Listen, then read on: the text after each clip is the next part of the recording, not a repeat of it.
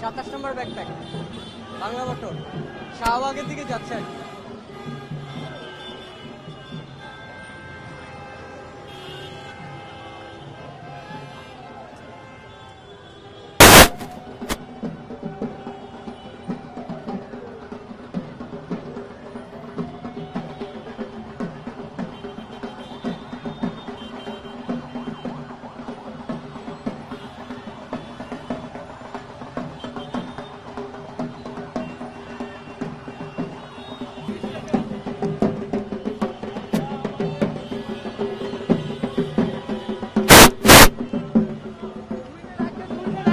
ওকে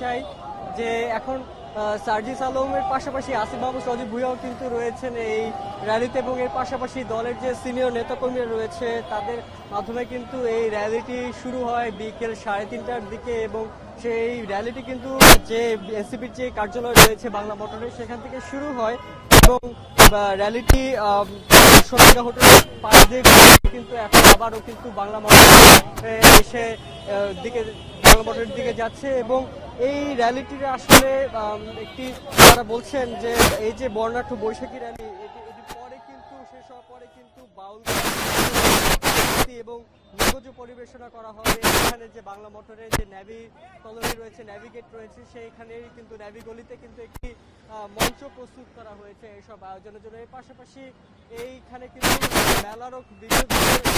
মেলারও কিন্তু আয়োজন করা হয়েছে। মেলা আসলে থেকে শুরু করে বিভিন্ন বাংলার ঐতিহ্যের যে ধরনের খাবারগুলো রয়েছে, ঐতিহ্য সমৃদ্ধ খাবারগুলো, সেগুলো কিন্তু সেখানে রাখা হয়েছে। এর পাশাপাশি বলতে চাই যে এখন র্যালিটি যেহেতু শেষ করা হয়নি,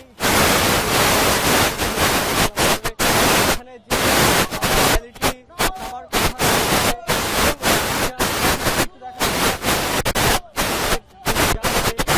সিনিয়র নেতৃবৃন্দ রয়েছেন, পাশাপাশি নারী নেতৃবৃন্দও কিন্তু